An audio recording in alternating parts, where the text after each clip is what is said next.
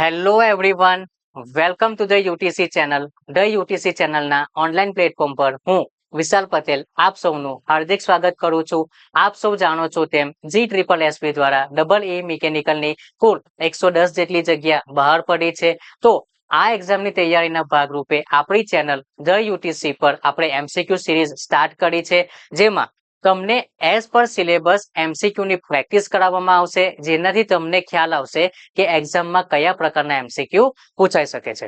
Okay, તો જો તમે ચેનલ પર નવા હોવ, વિડીયો પહેલી વાર જોઈ રહ્યા હોય તો ચેનલને સબસ્ક્રાઇબ કરી દો અને બેલ આઇકન પ્રેસ કરી દો, કારણ કે જ્યાં સુધી આ એક્ઝામ કન્ડક્ટ ન થઈ જાય ત્યાં સુધી આ પ્રકારના એમસીક્યુ સેશન અમે તમારી સામે લાવતા રહેશું. તો તેની અપડેટ જે છે તે અપડેટ તમને મળી રહે. હવે જો આ સિરીઝ તમને ઉપયોગી લાગે તો આ વિડીયોને તમારે લાઈક અને શેર કરવાનું ભૂલતા નહીં. તો જે વિદ્યાર્થી આ એક્ઝામ પાસ કરીને પોતાની એક સીટ કન્ફર્મ કરવા માંગે છે, તો તેવા વિદ્યાર્થીઓ માટે ધ યુટીસી એપ્લિકેશન પર સાર્થક બેચ લોન્ચ થઈ ગયો છે, જે કમ્પ્લીટલી ન્યૂલી રેકોર્ડેડ છે, જેમાં તમને એઝ પર સિલેબસ ટેકનિકલ પોર્શનની સંપૂર્ણ તૈયારી કરાવી દેવામાં આવશે. સાથે સાથે નોન ટેકનિકલ સબ્જેક્ટ આ કોર્સ સાથે તમને બિલકુલ ફ્રીમાં પ્રોવાઈડ કરવામાં આવશે, જેમાં તમે દરેક લેક્ચરની પીડીએફ ને મોબાઈલમાં ડાઉનલોડ કરી શકશો. આ કોર્સમાં જ તમને સબ્જેક્ટ વાઇઝ અને ફૂલ ટેસ્ટ સિરીઝ પણ પ્રોવાઈડ કરાવી દેવામાં આવશે.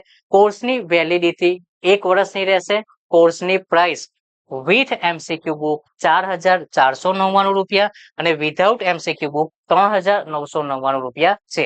પણ સ્ટુડન્ટ્સ ધ્યાન રાખજો, જ્યારે તમે વિથ એમસીક્યુ બુક આ કોર્સને એનરોલ કરશો તો બુક જે છે એમસીક્યુ બુક, તે એમસીક્યુ બુક તમને કમ્પ્લીટલી ગુજરાતી લેંગ્વેજમાં પ્રોવાઈડ કરવામાં આવશે. એપ્લિકેશનને ડાઉનલોડ કરવા માટેની લિંક ડિસ્ક્રિપ્શનમાં છે. તો હવે આપણે વધુ સમય ન બગાડતા એમસીક્યુ સ્ટાર્ટ કરીએ. Okay, the compressor that has rows of rotor and starter blade. તમે કહેશો સર કોમન વાત છે, સ્ટાર્ટ કમ્પ્રેસર, તો કમ્પ્રેસરની અંદર સ્ટાર્ટર અને રોટરની બ્લેડ જે છે બ્લેડ તો અમને જોવા મળશે. ઓકે, તો પછી હવે આપણે આગળ વધીએ, કારણ કે અહીંયાથી તો મને ખબર નહીં પડ્યું. તમે ઓપ્શન જોશો તો ઓપ્શનમાં તમને કંઈક નવું જોવા મળશે. સર કંઈ નવું નથી, ટાઈપ ઓફ કમ્પ્રેસર અમને પૂછ્યું છે, બરાબર. તો અહીંયા જેટલા પણ કમ્પ્રેસર અહીંયા મને લખ્યા છે ને, એ બધા કમ્પ્રેસરની અંદર આ ટાઈપનું તમને ઓલમોસ્ટ જોવા મળે છે. ઓકે, તો પછી હવે હું અહીંયાથી કઈ રીતે ડિસાઈડ કરું? આગળ વાંચો શું કહે છે. Air flow parallel to the axis of rotation. Axis of rotation, axis of rotation means shaft axis, બરાબર. તો shaft axis ને પેરેલલ જો એર ફ્લો થતું હોય તો એ ટાઈપનું જે કમ્પ્રેસર છે એ કયું કમ્પ્રેસર છે? એ કમ્પ્રેસરને આપણે કહીશું એક્સિયલ ફ્લો કમ્પ્રેસર. ઓકે, ચલ next, find the pressure ratio. ખાસ અહીંયા ધ્યાન રાખજો, પૂછે છે શું? આપણને પૂછે છે પ્રેશર રેશિયો ફાઇન્ડ કરવાનું, બરાબર. તમે કહેશો સર પ્રેશર રેશિયો ફાઇન્ડ કરવાનું છે, તો પ્રેશર રેશિયો માટે તો ઘણું ઇઝી છે. તે પણ પાછું શાના માટે? કમ્પ્રેસર માટે. તો કમ્પ્રેસર માટે તો ઓર ઇઝી છે, P2 divide by P1. Easy છે, પણ P2 શું છે, P1 શું છે, તે તમને ખ્યાલ હોવું જોઈએ, બરાબર. ઘણા સ્ટુડન્ટ હજુ પણ કન્ફ્યુઝ હશે કે સર P2 એટલે સક્શન કે P2 એટલે ડિલિવરી, બરાબર. બે ટાઈપના પ્રેશર આવશે ને કમ્પ્રેશનમાં, એક સક્શન પ્રેશર અને એક ડિલિવરી પ્રેશર. તો તમને ખ્યાલ હોવું જોઈએ તો P2 શું છે, P1 શું છે. ઓકે, ચાલો તો પહેલા ક્વેશ્ચન જે છે ક્વેશ્ચન આપણે સમજીએ, પછી આપણે કન્ટિન્યુ કરીએ. શું કહે છે? Find the pressure ratio of a compressor if suction pressure is 100 kilopascal and the delivery pressure is 800 kilopascal. Okay, તો પ્રેશર રેશિયો છે, પ્રેશર રેશિયો ફાઇન્ડ કરવો છે તો પ્રેશર રેશિયોને આપણે સ્મોલ r વડે રિપ્રેઝન્ટ કરીએ છીએ. યસ, બરાબર. ફોર્મ્યુલા શું છે? ફોર્મ્યુલા છે P2 બાય P1. હવે મેં શું P2 ડિવાઇડ બાય P1, તો P2 શું છે? P2 તેમનો મતલબ છે ડિલિવરી પ્રેશર.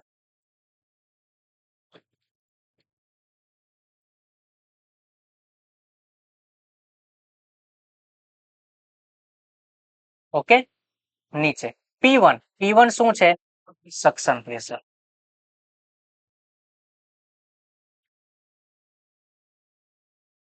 અહીંયા થોડું ધ્યાન રાખજો, બરાબર. મને ખબર છે કે ફોર્મ્યુલા જે છે ફોર્મ્યુલા તમને લોકોને યાદ જ છે, કોઈ મોટી વાત નથી. પણ એકચ્યુઅલમાં P2 નો મતલબ શું થાય છે, P1 નો મતલબ શું થાય છે તે તમને ખ્યાલ હોવો જોઈએ, બરાબર.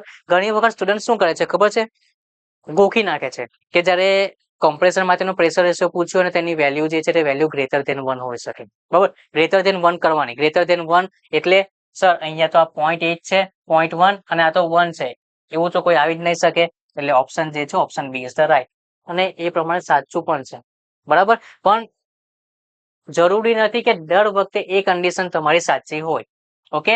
કારણ કે ડિલિવરી પ્રેશર શું છે, 800 અને સક્શન 100, તો એના બેસિસ પર મારો જે આન્સર છે, આન્સર શું આવે છે, 8, ઓકે. એટલે અહીંયા જે પ્રેશર રેશિયો છે, પ્રેશર રેશિયો મારો 8 આવે છે આ રીતે, ઓકે. હવે થોડું તમે ધ્યાન રાખજો, અહીંયા તો ઓપ્શન સારું છે કે તમને એકબીજાને રિલેવન્ટમાં આપ્યા નથી. ઘણી વખત શું ભૂલ થશે ખબર છે, ડિલિવરી પ્રેશર જે છે, ડિલિવરી પ્રેશરને તમે લેશો અહીંયા 100, સક્શન પ્રેશર છે તેને લેશો તમે 800, એટલે 1/8 એટલે કે 0.125, અને એ અહીંયા ઓપ્શન તમને જોવા પણ મળશે,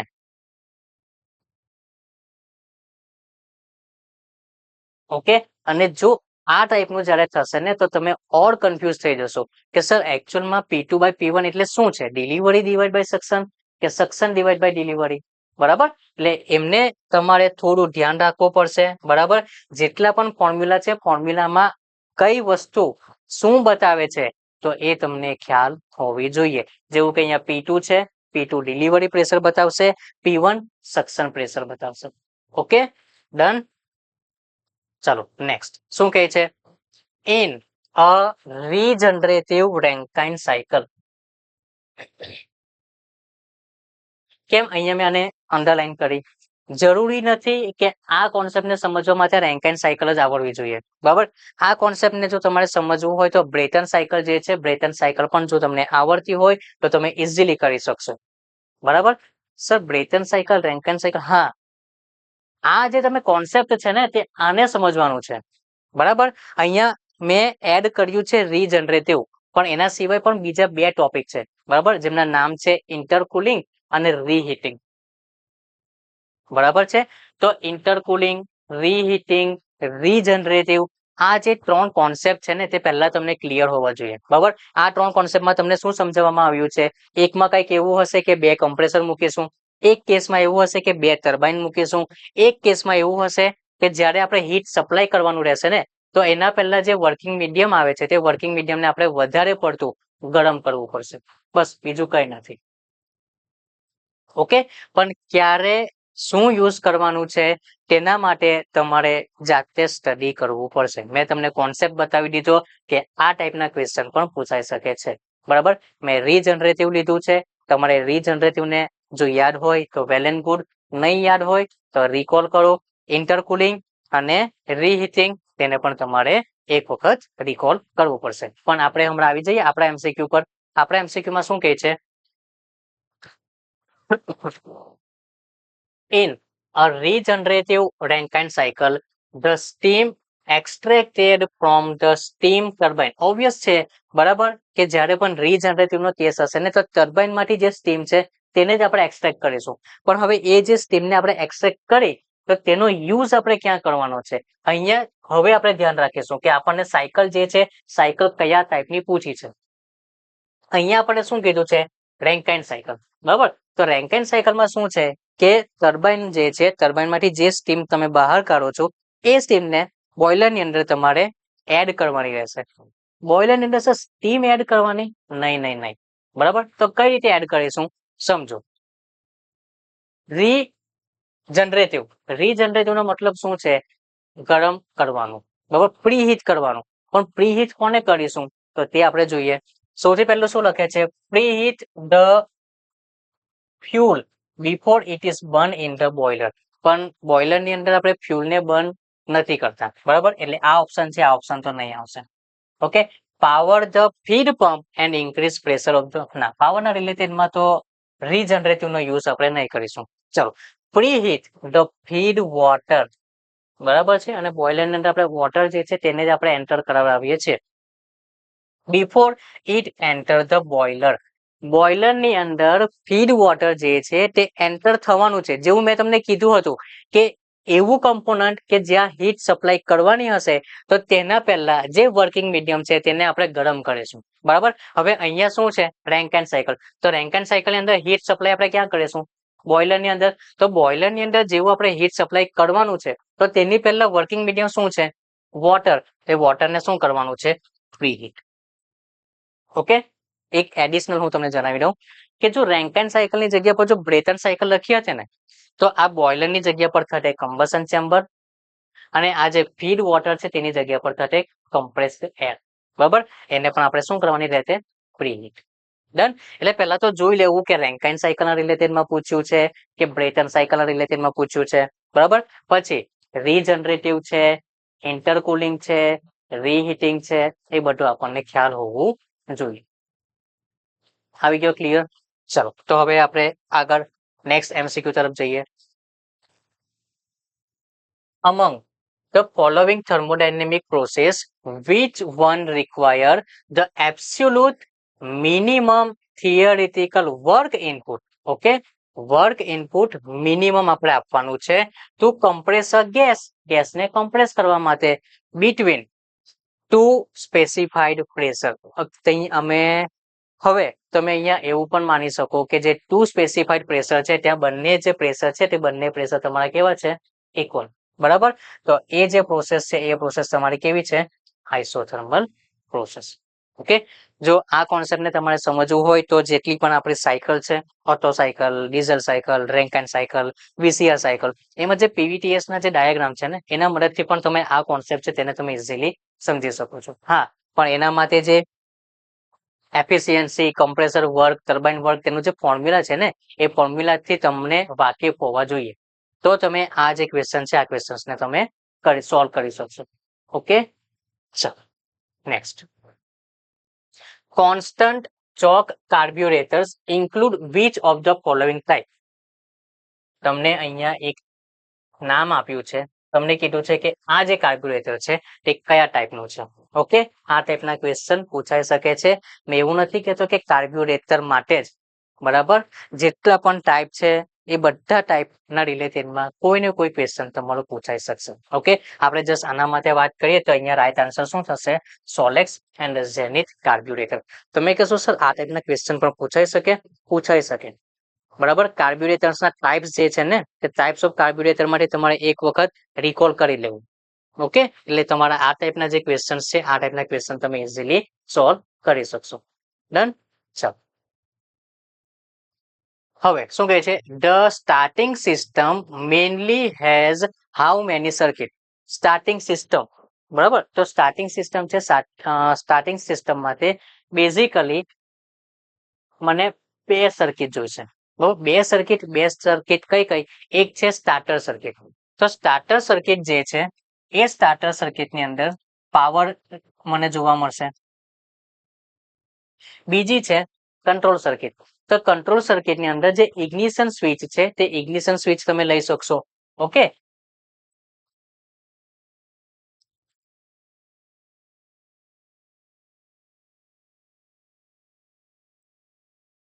ઇગ્નિશન સ્વિચ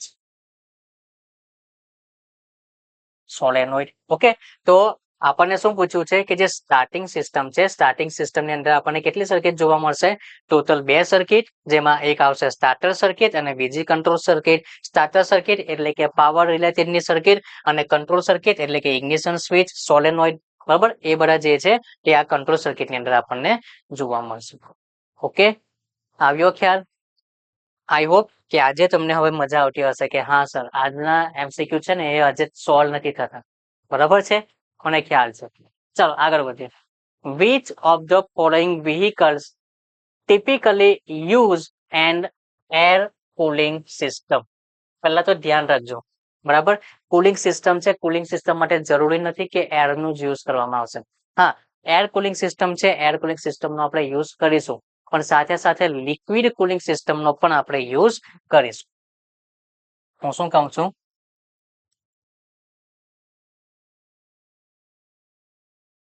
એક તો એર કુલિંગ સિસ્ટમ મને જોવા મળશે. ઓકે, બીજું મેં શું કીધું? Liquid cooling system.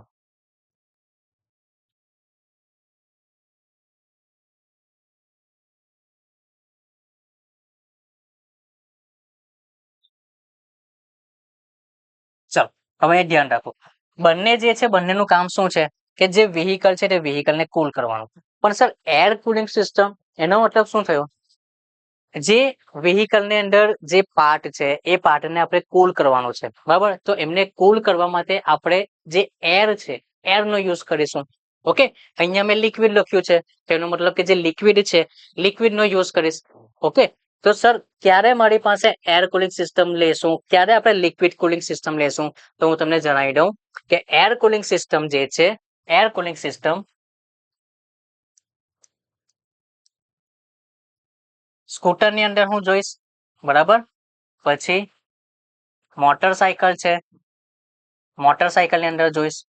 જ્યારે લિક્વિડ કુલિંગ સિસ્ટમ જે છે, લિક્વિડ કુલિંગ સિસ્ટમ કાર જે છે, કારની અંદર જોઈશ. પછી હેવી વ્હીકલ્સ જે છે, હેવી વ્હીકલની અંદર હું જોઈશ.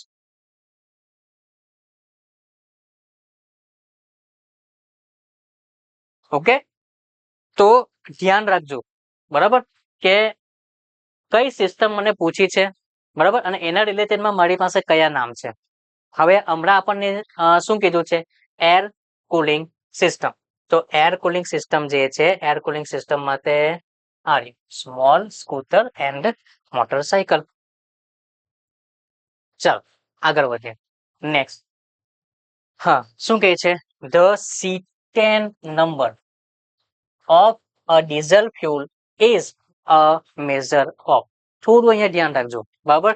સૌથી પહેલા તો જે સ્ટુડન્ટ્સને હજુ પણ C10 નંબર શું છે, બરાબર, શાના માટે યુઝ કરીશું, જો તે ખ્યાલ નહીં હોય તો એક વખત ફરી પાછું તેને રિકોલ કરો, બરાબર.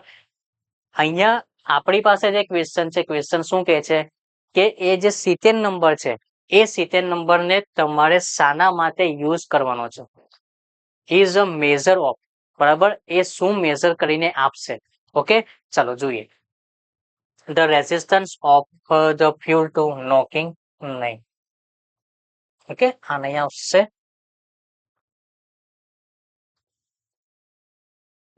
The tendency of the fuel to auto ignite. Okay, measure કરવાનું છે ને, તો મેઝર તો તે આજ કરીને આપશે, બરાબર. પણ હું તમને ફરી પાછું એક વખત યાદ કરાવી દઉં કે C10 નંબર શું છે, બરાબર, એની ડેફિનેશન શું છે, કઈ રીતે આપણે યુઝ કરીશું તે તમને ખ્યાલ હોવો જોઈએ. ચલો next, fuel filter in modern fuel injection system. સૌથી પહેલા તો તમારે ધ્યાન રાખજો કે ફિલ્ટર છે, બરાબર, ફિલ્ટર કઈ સિસ્ટમ, કઈ ઇન્જેક્શન સિસ્ટમ ની અંદર તમે યુઝ કરવાના છો, બરાબર. કારણ કે જેવી ઇન્જેક્શન સિસ્ટમ યુઝ અલગ થશે, ડિફરન્ટ આવશે, તેવું તમારું ફિલ્ટર જે છે ફિલ્ટર પણ અલગ આવશે. પણ અહીંયા શું પૂછ્યું છે તે એક વખત જોઈ લઈએ. યસ, અહીંયા શું કહે છે? Fuel filter in modern fuel injection system are typically made of. એ શાનું બન્યું હશે? A fine nylon mesh or pleated paper. Okay, ચાલો નેક્સ્ટ, વાય. અહીંયા રીઝન પૂછ્યું છે, બરાબર. હવે રીઝન શું છે, શાના રિલેટેડમાં છે તે જોઈએ. Why is the injector spray directed onto the back of the intake valve. Okay, ખાસ ધ્યાન રાખજો, ઇન્ટેક વાલ્વ ને રિલેટેડમાં પૂછ્યું છે. ઓકે, અને ઇન્જેક્ટ જે કરવાનું છે તે શું છે? Injector spray. ડન. હવે શું છે કે આપણે જ્યારે બેક સાઈડ ઉપર છે, તો બેક સાઈડ ઉપર આપણને ઇન્જેક્ટ કરવાનું કીધું છે. શું થશે એનાથી? જેટલું આપણે બેક સાઈડ પર આપણે કરીશું તો જે ફ્યુલ છે તે ફ્યુલ કમ્પ્લીટલી ઓપ્ટિમાઇઝેશન પણ થશે, અને જેટલું પણ એવાપોરેશન થવાનું છે તો તે એવાપોરેશન પણ તે કમ્પ્લીટલી થશે. ઓકે, તો એ જ પર્પઝ છે કે એ પર્પઝથી જ આપણે ઇન્જેક્ટર સ્પ્રે જે છે તેને આપણે ઇન્ટેક વાલ્વને બેક તરફથી ડાયરેક્ટ કરીશું. ઓકે, તો એના રિલેટેડમાં શું આવશે? Okay, fuel evaporation, which means option B is the right. જો હું તમને જણાવી દઉં કે હમણાં સુધી ક્યાંથી સ્ટાર્ટ કર્યું આપણે 81 છે ને આઈ થિંક હા 81 છે ઓકે 81 થી 90 સુધી આપણે એમસીક્યુ પતાવ્યા છે બરાબર એવું પણ તમને લાગતું હશે કે યાર આ ટાઈપના પણ એમસીક્યુ પૂછાય છે ઘણા બધા સ્ટુડન્ટ્સ એવા પણ હશે કે જે વિચારતા હશે કે હા મને આવડે છે ચાલો આજે તો હું જાતે ક્વેશ્ચન સોલ્વ કરીશ ઓકે અને નહીં પણ થયા હશે બરાબર છે ઘણા સ્ટુડન્ટ્સ એવા પણ હશે બરાબર કે જે જસ્ટ રિકોલ કરવા માટે આવ્યા હશે કે હા સર આ ટાઈપના કોન્સેપ્ટ છે પૂછાઈ શકે છે તો આ કોન્સેપ્ટ મારો બાકી છે તો હું તેને રિકોલ કરી લઉં બરાબર છે ઇવન ઘણા સ્ટુડન્ટ્સ એવા પણ હશે કે જેનું કોન્ફિડન્સ હશે કે હા સર હવે તો તમે કોઈ પણ નવો વિડીયો તમે લાવો મને શ્યોર છે કે આવડી જશે બરાબર પણ આજનો વિડીયો જોયો ના સર હજુ પણ મારે મહેનત કરવાની જરૂર છે અને તમને એવું થવું જ જોઈએ ઓકે કારણ કે સ્ટાર્ટિંગના જે વિડીયો હતા ને એ સ્ટાર્ટિંગના વિડીયોમાં આપણે શું કર્યું એટલીસ્ટ તમારી પાસે થોડું તો કોન્ફિડન્સ આવવું જોઈએ કે તમે એટલીસ્ટ જે એક્ઝામ આપવાના છો તો એના માટે કોન્ફિડન્સ હોવું જોઈએ કે હા હું આ એક્ઝામ આપી રહીશ બરાબર અને જો સ્ટાર્ટિંગમાં જ પછી હું આ ટાઈપના ક્વેશ્ચન લઈને આવી ગયો હતો અને મેં તમને ત્યારે જ મેં કીધું હતું કે આ કોન્સેપ્ટ છે આ કોન્સેપ્ટમાં તમારે આ વાંચવાનું છે આ નંબર છે આ નંબર વિશે તમને ખ્યાલ હોવો જોઈએ જે નંબરને આઈ થિંક મને ખ્યાલ છે 70 નંબર બરાબર 70 નંબરમાં હું તમને કહી શકું કે એટલીસ્ટ તમને વધારે પડતો ખ્યાલ પણ નહીં હશે તો જો એ જ મેં સ્ટાર્ટિંગમાં મૂકી દીધું હતે તો શું તમારો કોન્ફિડન્સ હમણાં સુધી બની રહ્યો હતે નહીં બરાબર ઇવન હજુ પણ હું એવું નહીં કહીશ કે આ જે ક્વેશ્ચન છે આ ક્વેશ્ચન ટફ છે નહીં એવું વિચારો કે હજુ આપણે મીડિયમ લેવલ પર પહોંચ્યા છે હજુ હાર્ડ લેવલ જે છે તે હાર્ડ લેવલ આપણો બાકી છે જે લો લેવલ હતો ને તે આપણે કમ્પ્લીટ કરી ચૂક્યા છે બરાબર એટલે જેટલા પણ ઇઝી ક્વેશ્ચન પૂછાયા હતા બરાબર તો એ ક્વેશ્ચન મેં તમને રિપ્રેઝન્ટ કરી દીધા ઓકે હવે એમાંથી તમારે વિચારવાનું છે કે કયા ટાઈપના એમસીક્યુ અહીંયાથી પૂછાઈ શકે છે હું ફરીથી કહી દઉં બરાબર જ્યારે પણ વિડીયો સ્ટાર્ટ કરીએ છીએ તો ત્યારે હું તમને કહું છું કે આપણે જે એમસીક્યુ ની પ્રેક્ટિસ કરાવીએ છીએ બરાબર એવું નથી કે એમસીક્યુ અહીંયાથી જ પૂછાશે ઓકે બરાબર એટલે થોડું તમે ધ્યાન રાખજો પછી એવું નહીં થવું જોઈએ કે સર તમે આટલા બધા એમસીક્યુ કરાવ્યા અને અહીંયાથી એક પણ એમસીક્યુ અમારો પૂછાયો નહીં બરાબર એવું નહીં થવું જોઈએ કોન્સેપ્ટ જે છે કોન્સેપ્ટ આપણે ક્લિયર કરવાની ટ્રાય કરીએ ઓકે એના બેસિસ ઉપરથી પછી એમસીક્યુ જે છે એમસીક્યુ તો આપોઆપ સોલ્વ થઈ જશે કેમ કારણ કે કોન્સેપ્ટ ક્લિયર કર્યા છે ને બરાબર હવે જસ્ટ તમે અહીંયા જ માની લો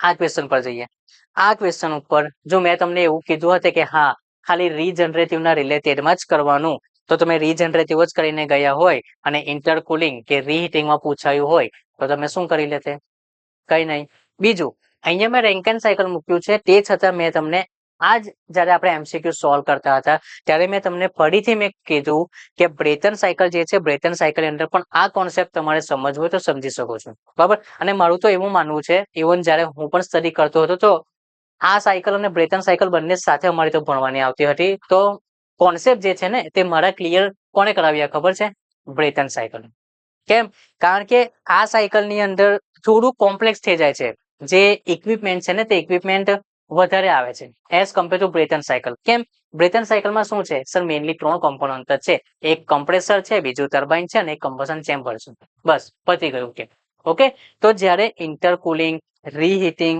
રીજનરેશન નો કોન્સેપ્ટ મારે સમજવો હતો તો ત્યારે બ્રેટન સાયકલને મેં પ્રિફર કરી એમાંથી વાંચ્યું તો મને ઇઝીલી ખ્યાલ આવી ગયો બરાબર છે એટલે જેટલા ક્વેશ્ચન આપણે હમણાં સુધી કર્યા બરાબર આઈ થિંક કેટલા 90 સુધી આપણે એન્ડ કર્યા ઓકે આટલે સુધી આપણે પહોંચ્યા છે તો આટલે સુધીના જે એમસીક્યુ છે એ એમસીક્યુ નું લેવલ મેં હાર્ડ રાખ્યું છે ઓકે કેમ કારણ કે હવે મીડિયમ લેવલ પર આપણે આવી જઈએ બરાબર ક્વેશ્ચન જે છે ક્વેશ્ચન થોડા ટફ કરતા જઈએ બરાબર હવે શું છે હું તમને બધું એકદમ ડાયરેક્ટલી નહીં પ્રોવાઈડ કરી દઈશ કે હા આ ટાઈપનું છે આ થશે આ છે આ થશે નહીં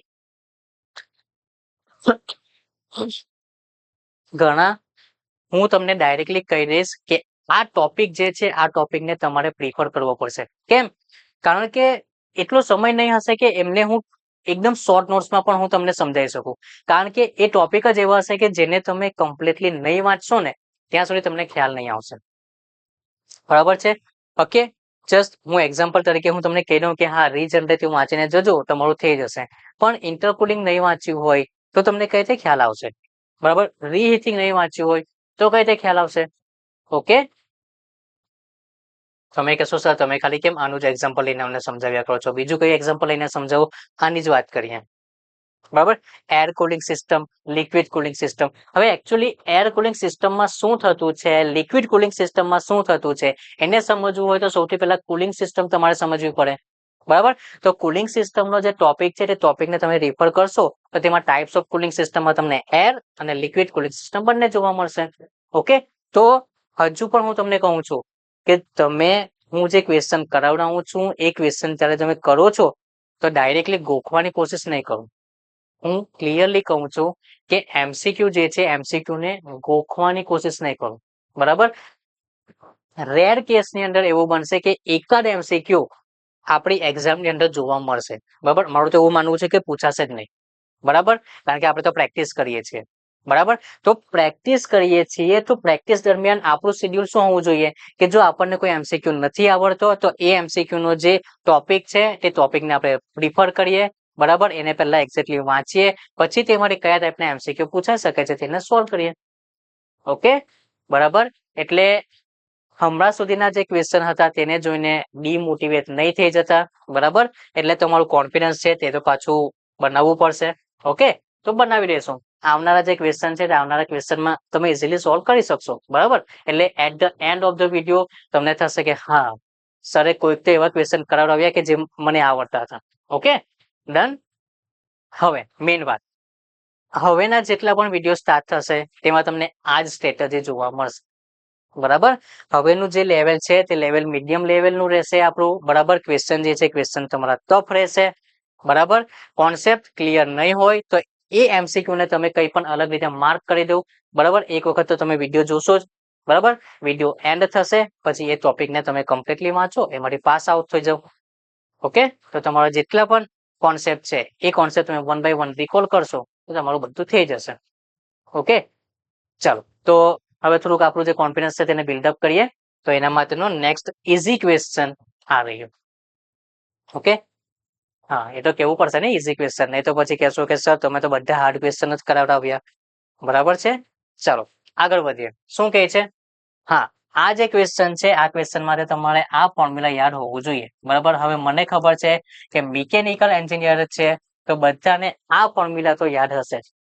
ઓકે, તો પછી કોઈ મોટી વાત નથી. ક્વેશ્ચન આપણને શું આપ્યો છે તેને આપણે સમજવાની કોશિશ કરીએ. ચલો શું કહે છે? Amount of energy required to, okay, amount of energy એટલે શું છે? Q required to raise the temperature of a substance of 1 kg mass, એટલે કે mass 1 by 1 degree Celsius means delta T which is known as શું આવ્યું? C. તો C નો મતલબ શું છે? Specific heat capacity. બરાબર, આ રીતે નહીં બનાવો ને તો પણ તમે આને વાંચશો તો તમે આનો આન્સર જે છે આન્સર તમે આપી શકશો.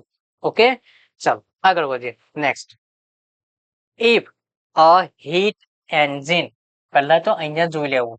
ઓકે, હીટ એન્જિન આપ્યું છે કે રેફ્રિજરેશન આપ્યું છે કે હીટ પંપ આપ્યું છે. ઓકે, કેમ? કારણ કે હીટ એન્જિન જે છે તે વર્ક પ્રોડ્યુસ કરશે, રેફ્રિજરેશન જે છે અને હીટ પંપ જે છે બરાબર તે વર્ક જે છે વર્ક શું કરશે? કન્ઝ્યુમ કરશે. ઓકે, એટલે ક્વેશ્ચન કઈ રીતે છે તેને પહેલા તમે વિચારો. ઓકે, અને વિચારવા પહેલા તો જે ક્વેશ્ચન છે ને ક્વેશ્ચનને પહેલા કમ્પ્લીટલી વાંચો, શું પૂછવા માંગે છે તે સમજો અને પછી આપણા જે ઓપ્શન છે ને તે ઓપ્શન પર આવો. ઓકે, ઘણા શું કરે છે ખબર છે?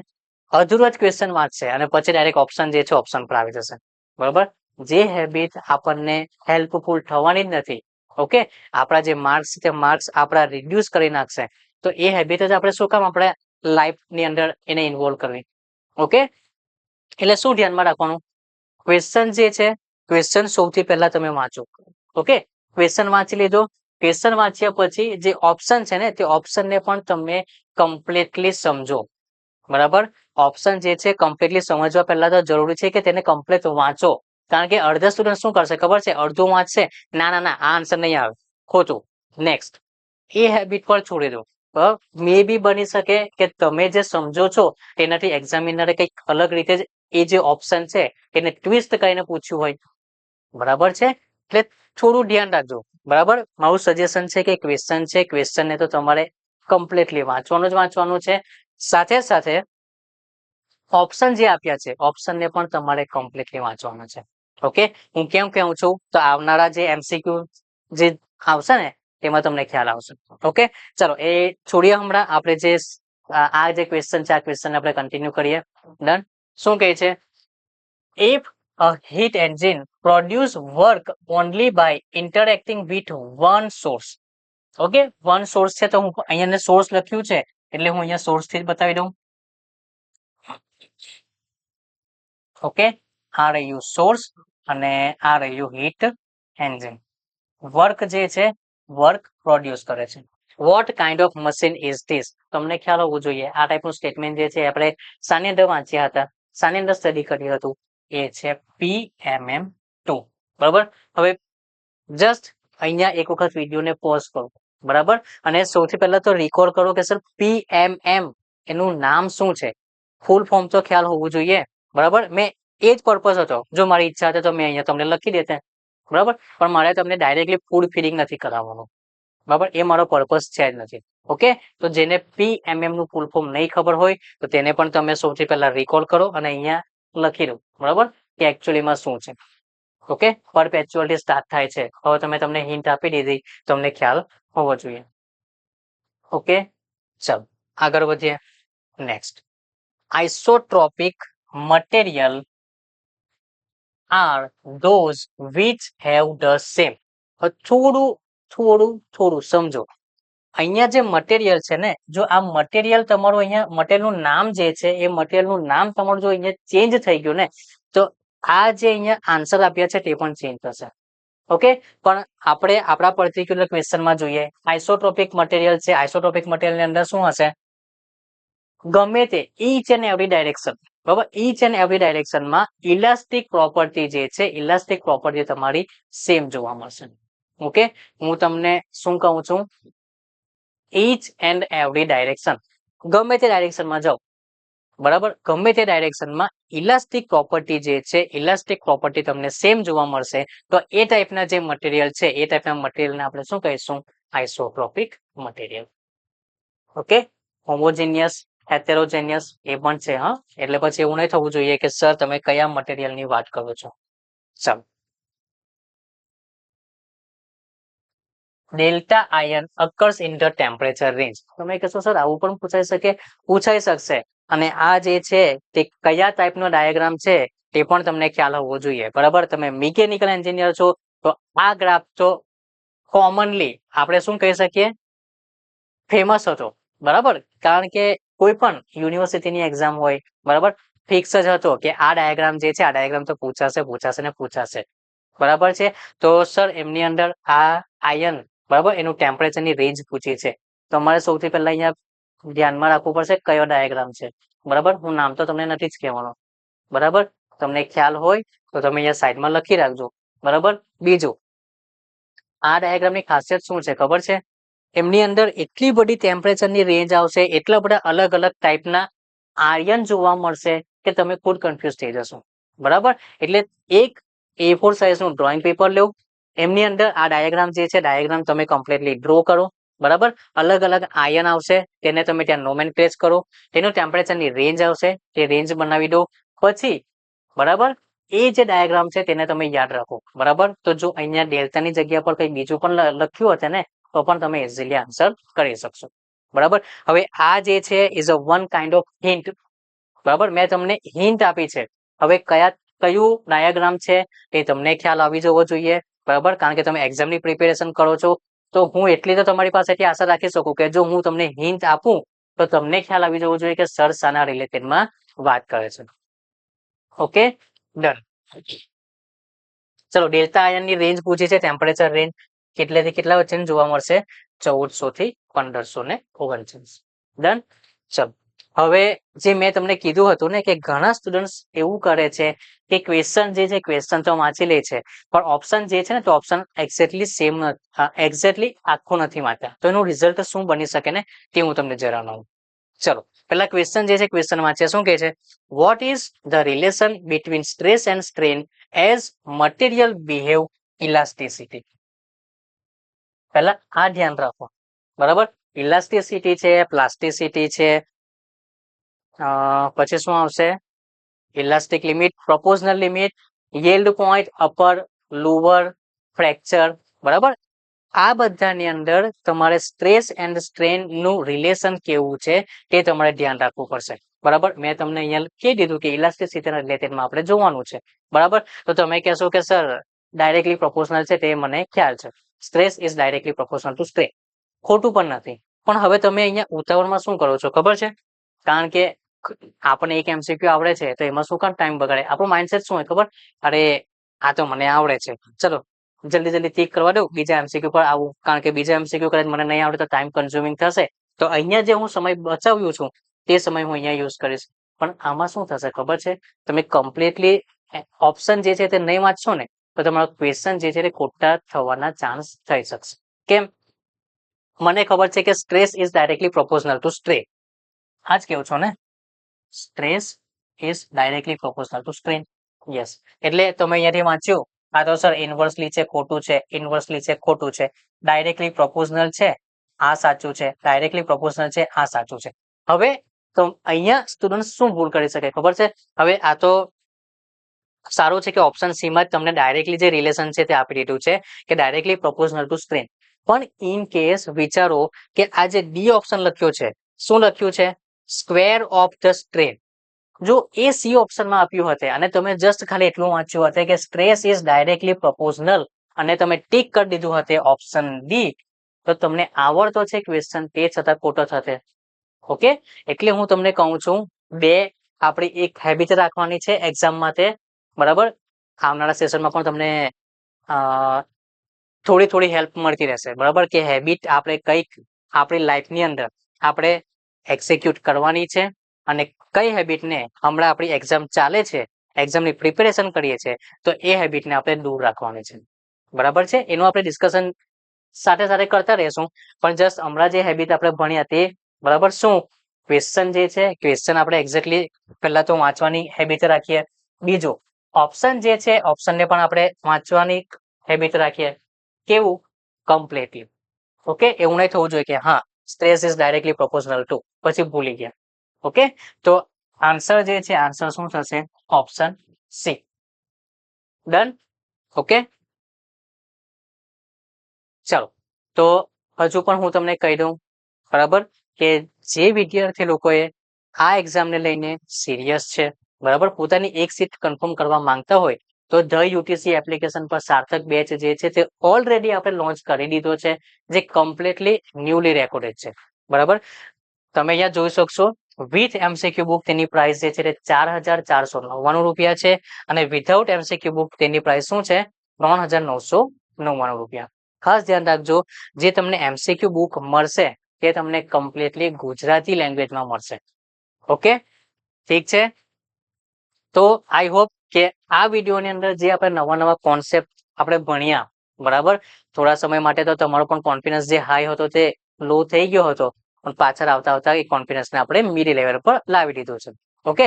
તો જેટલા પણ ક્વેશ્ચન છે ક્વેશ્ચનને તમે ફરી પાછા રિવાઇઝ કરો બરાબર. રિવાઇઝ કરીને તમને લાગશે કે આ કોન્સેપ્ટ જે છે તે મારો હજુ સ્ટડી કરવાનો બાકી રહી ગયો છે તો તેને તમે ફરી પાછું સ્ટડી કરો ઓકે. તો આઈ હોપ કે આ વિડીયો તમને સારી રીતે ખ્યાલ આવી ગયો હશે. આ વિડીયોને આપણે અહીંયા સ્ટોપ કરીશું નેક્સ્ટ વિડીયોની અંદર આપણે નવા એમસીક્યુ સાથે મળીએ. Thank you.